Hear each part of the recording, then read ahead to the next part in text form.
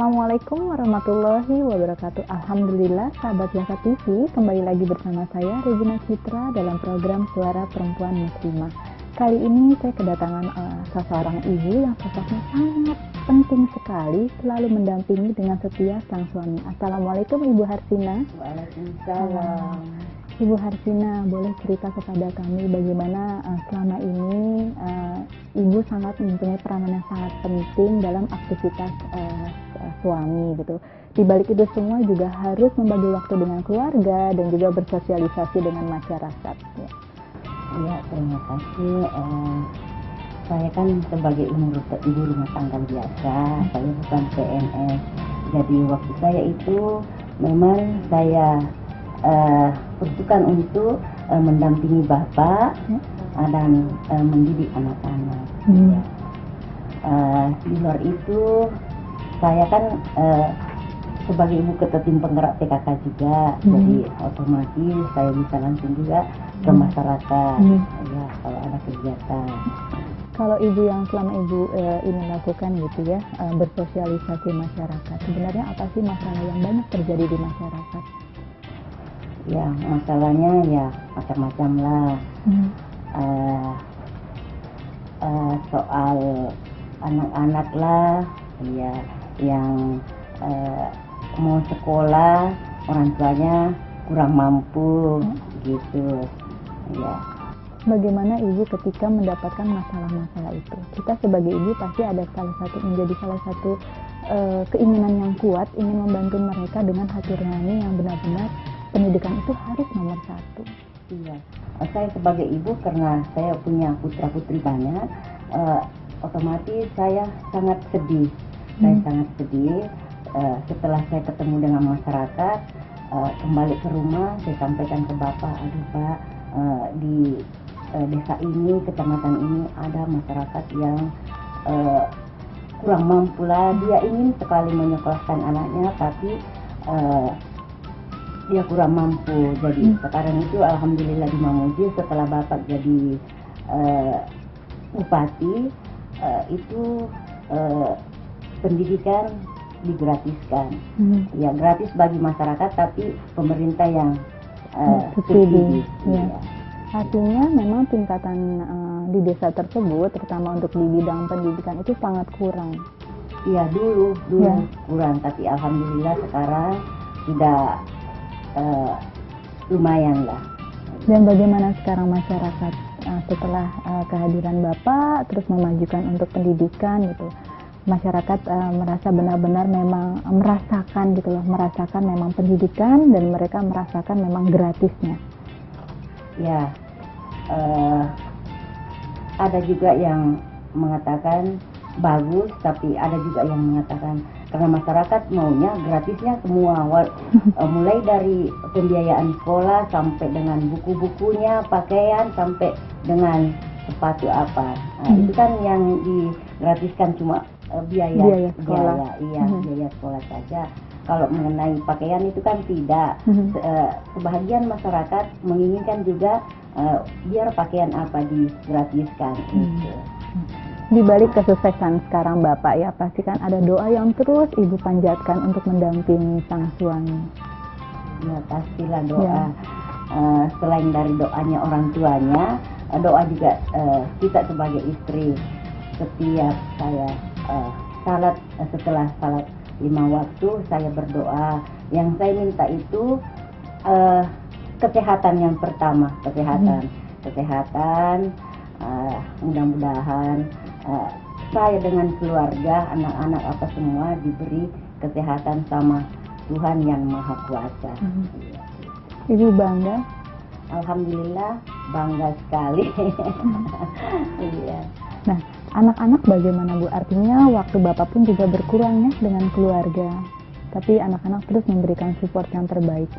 Iya, dulu-dulunya memang anak-anak itu bukan bilang protes bagaimana, tapi dia selalu sampaikan ke saya, loh Mama sekarang Bapak itu waktunya kurang untuk kita. Saya bilang respect, beri pengertian. Kalau bapak sudah jadi pejabat memang begitu, waktunya bukan untuk keluarga saja, ya. Tapi alhamdulillah karena saya sebagai ibu rumah tangga biasa, saya banyak mendampingi anak-anak. Ada yang pernah sampai sedih sekali anak ketika benar-benar tidak bisa bertemu dengan ayahnya? Selama ini nggak ada. Jadi terus mereka memberikan support ya untuk, karena walaupun berjauhan sama kita, karena ada yang di Batam, ada yang di Makassar, ada yang di Amerika sekarang, tetapi komunikasi tetap, iya tetap. Jadi anak-anak tidak dia merasa tidak terlalu jauh sama bapaknya. Nanti di rumah kalau ngumpul semua bulan puasa, kita ngumpul semua, baru bapak punya kegiatan banyak di luar, baru dia rasakan sekali. Iya. Jadi artinya memang bagaimanapun jarak yang memisahkan, tapi komunikasi tetap terjalin dengan baik. Nah, terlepas dari kita tadi bicara mengenai dunia pendidikan, Ibu juga menjadi salah satu konsentrasi dari desa adalah untuk memajukan kesehatan. Bahkan Ibu juga menggerakkan posyandu ya. Ya. Kegiatannya apa saja Bu yang ada di posyandu tersebut? Di posyandu itu ada PAUD-nya, PAUD ada dengan posyandunya, ada juga dengan BKB, Bina Keluarga Balita. Iya, gitu. Itu yang dilakukan sekarang ini yang sudah digerakkan gitu ya. Tapi kalau untuk keadaan atau kondisi masyarakat sendiri bagaimana sekarang kesehatannya? Kesehatannya alhamdulillah sekarang sudah bagus karena biaya untuk ke rumah sakit itu sudah digratiskan juga alhamdulillah oleh pemerintah. Mulai dari puskesmas, rumah sakit itu di kelas 3 ya. Apalagi sekarang alhamdulillah sudah ada BPJS itu yang banyak sekali membantu masyarakat. Ya. Jadi artinya sekarang pendidikan dan kesehatan sudah berjalan atau sudah berkembang jauh lebih baik ya dari yang sebelumnya dengan adanya program-program gratis tadi ya. Jadi masyarakat benar-benar bisa konsentrasi untuk sekolah dan orang yang sakit benar-benar bisa disembuhkan. Nah, di balik itu semua artinya Ibu juga mempunyai peranan yang penting. Kalau yang Ibu lakukan hari-hari misalnya bertemu dengan masyarakat gitu ya, terutama untuk di bidang kesehatan. Biasanya Ibu melakukan apakah memang ada pertemuan dengan mereka? Ya, ada pertemuan. Itu ibu-ibu PKK. Sama dengan ibu-ibu kelompok dasar Wisma. Itu ada 1 kali sebulan. Jadi kita gilir bulan ini katakanlah kecamatan ini Mamuju, kecamatan Mamuju, bulan depan lagi kecamatan yang lain lagi. Itu kalau kita bicara tadi pendidikan dan juga kesehatan. Nah, yang menarik adalah sekarang di desa yang Bapak yang Bapak sekarang itu sudah menggerakkan zakat ya. Bahkan sudah dikeluarkan perda mengenai zakat. Tapi Ibu jangan jawab sekarang ya, nanti kita akan kembali setelah yang satu ini. Sahabat Zakat TV, jangan kemana-mana, kita akan kembali setelah yang satu ini.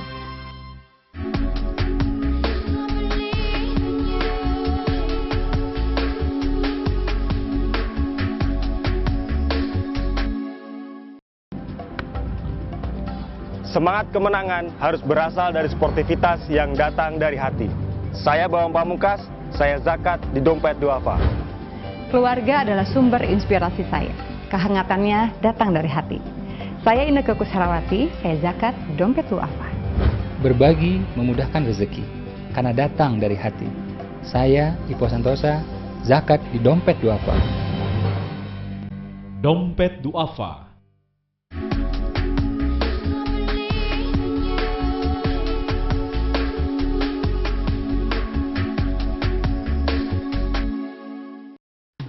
Sahabat Zakat TV, kembali lagi bersama saya dalam program Suara Perempuan Muslimah. Ibu kembali dengan pertanyaan tadi saya mengenai zakat gitu ya.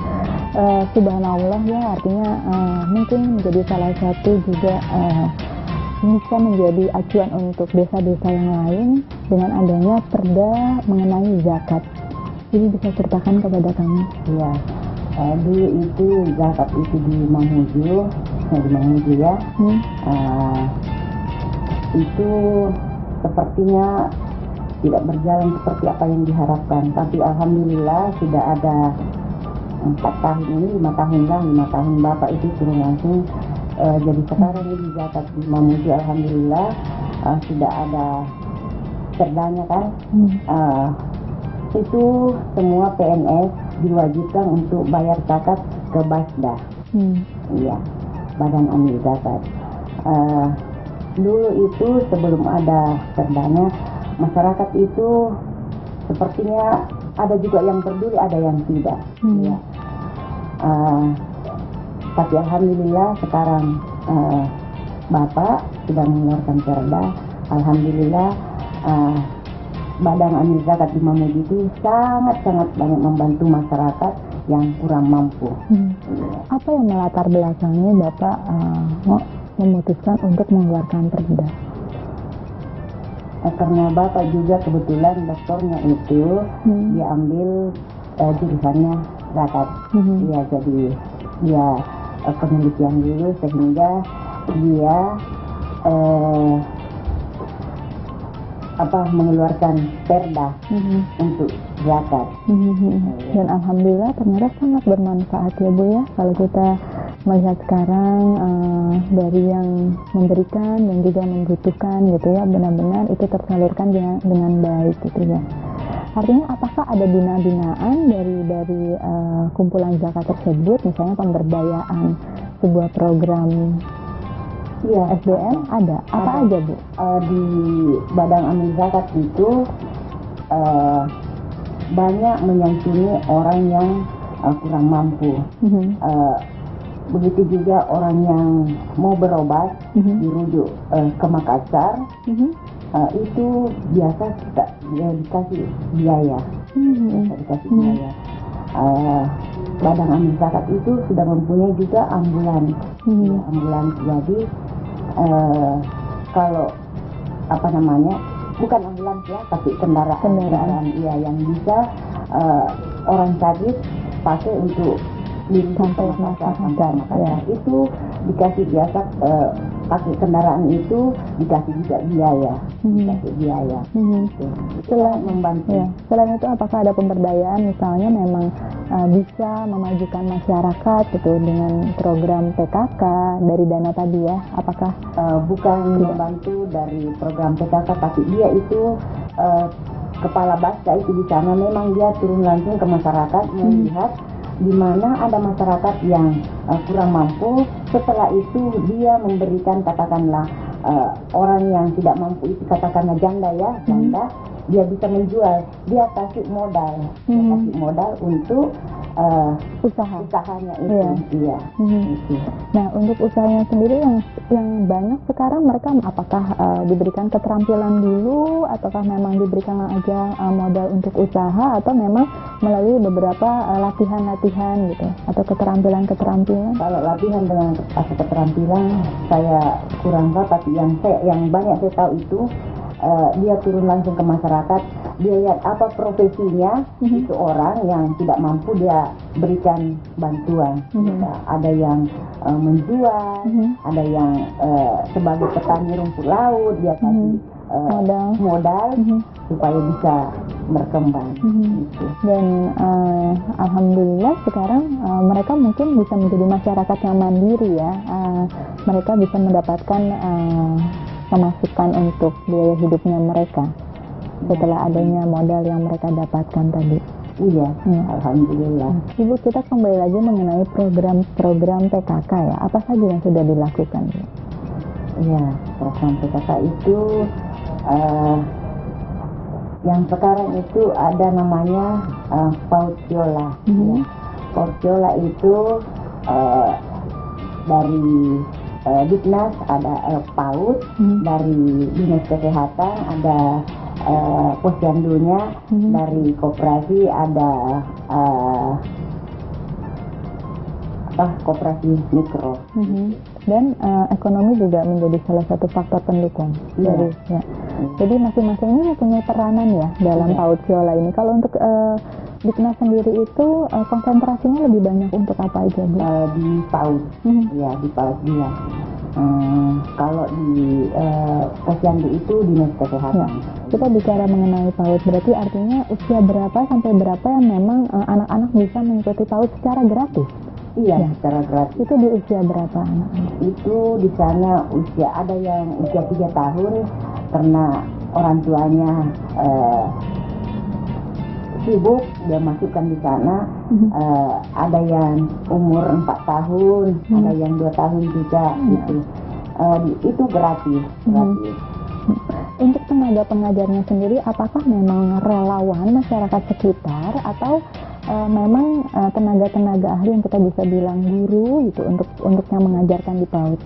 Tenaga, bukan juga tenaga ahli ya, karena ada yang tamat SMA saja, dikasih pembinaan di sana itu, lantas ya setelah itu dia mengajar di sana. Itu sukarela.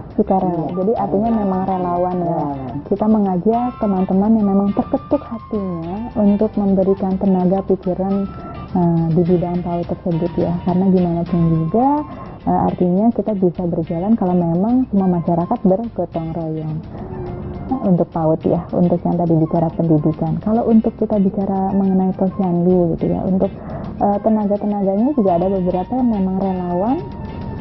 Iya, ada juga tenaga medis dari kesehatan, ada juga pengurus PKK. Pengurus PKK di Posyandu itu bukan cuma Posyandu untuk balita, tapi untuk lansia juga. Oh ya. Ada juga untuk lansia. Jadi kita libatkan juga pengurus PKK di sana. Kita libatkan juga kader yang ada di lingkungan itu kan. Kita libatkan juga dari petugas dinas kesehatan. Ya, setiap penimbangan itu ada dokternya juga. Kalau untuk lansia ini mungkin menarik karena kalau kita bicara Posyandu kita hanya tahu hanya sebatas balita ya, tapi ternyata di Kabupaten Mamuju sudah ada Posyandu untuk lansia. Itu programnya apa saja, Bu? Artinya memang yang datang sakit dengan usia lansia. Itu yang lansia itu ini sistem jemput bola. Bola ternak yang pengurus Posyandu itu datangi rumah-rumah yang mempunyai lansia. Kami disampaikan kita ke Posyandu untuk timbang pemeriksaan kesehatan setiap bulan supaya kita tahu. Di sana itu ditimbang dan diperiksa sama tenaga medis. Setelah kita dapati ada yang sakit, tenaga medis dari kesehatan itu memberi obat. Iya. Jadi memang sistemnya jemput bola. Iya. Saya juga akan bicara lagi tadi mengenai koperasi dan juga ekonomi, tapi setelah yang satu ini ya. Sahabat Zakat TV, jangan kemana-mana, kita akan kembali setelah yang satu ini.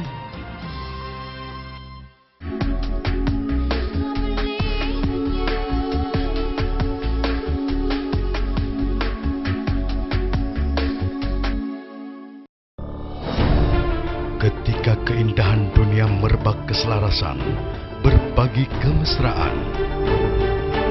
Ketika sejuta tangan merangkai kebahagiaan dalam kehidupan yang harmoni. Ketika zakat Anda wujudkan indahnya dunia.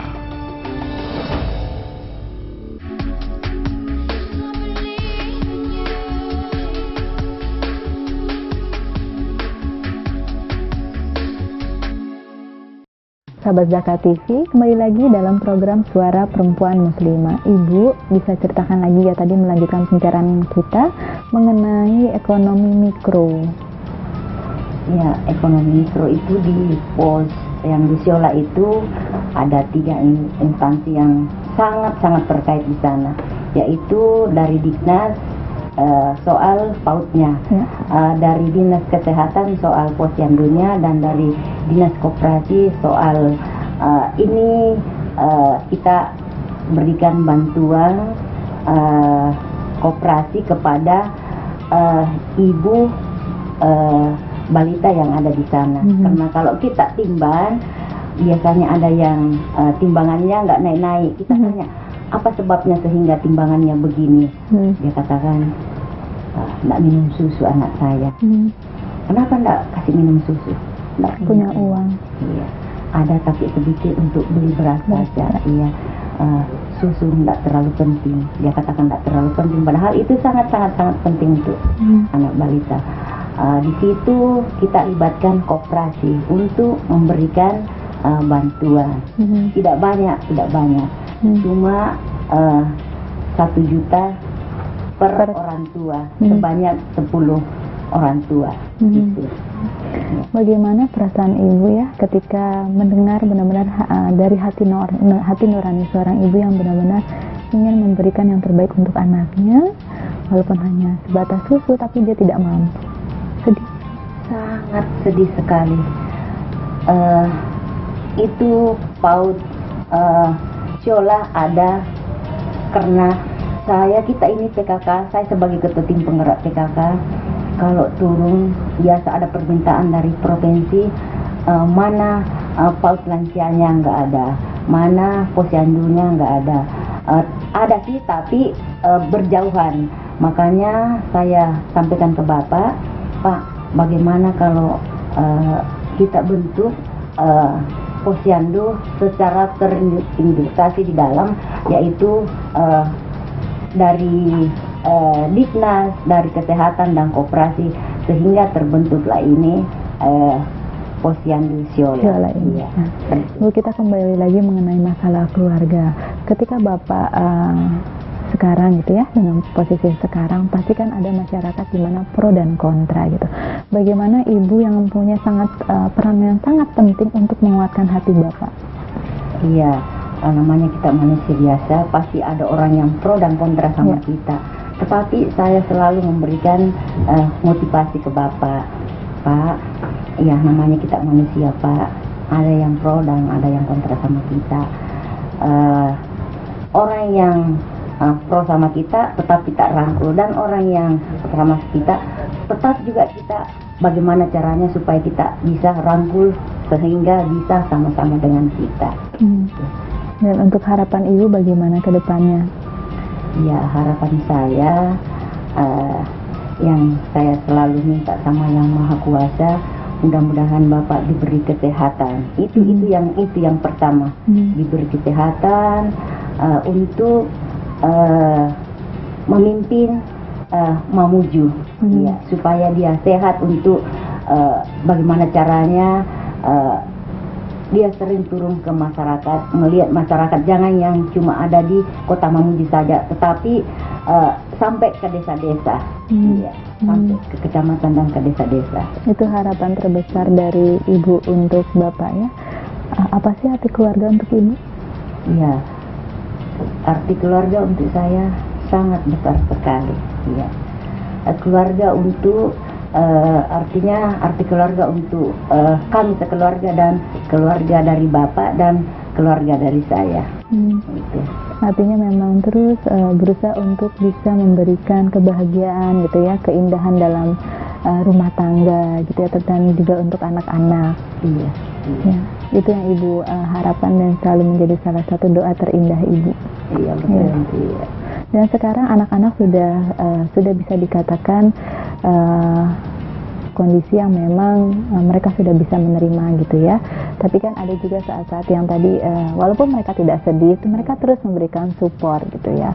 Biasanya anak-anak apa sih yang ingin mereka sampaikan kalau misalnya benar pengen kumpul keluarga gitu?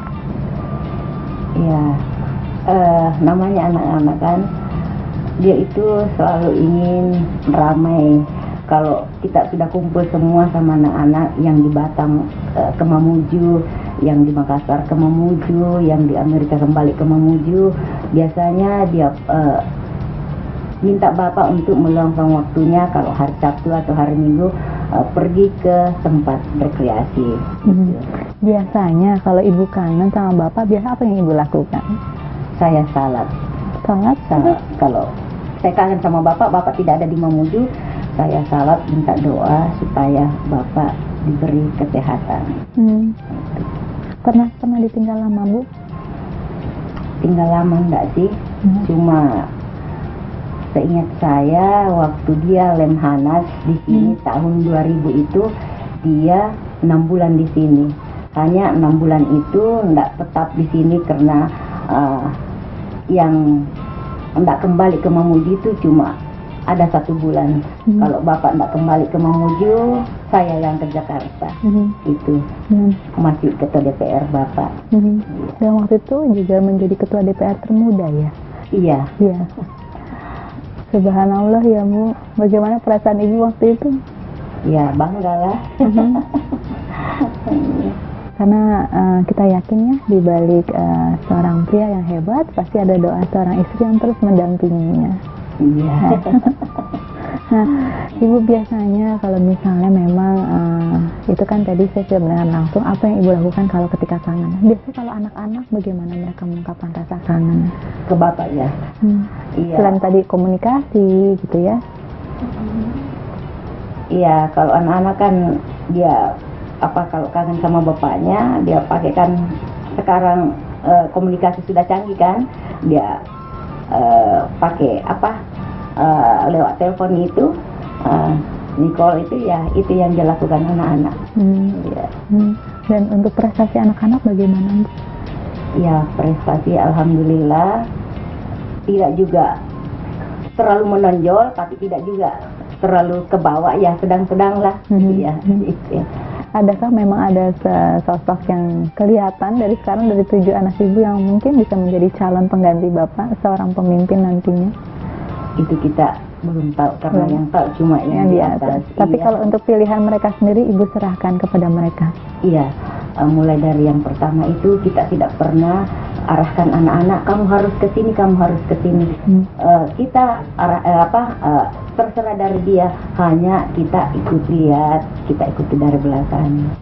Anak pertama saya alhamdulillah sudah S2. Anak kedua juga sudah S2. Sekarang ini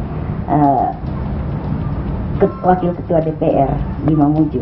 Yang nomor 2? Yang nomor 2, oh, iya. Itu.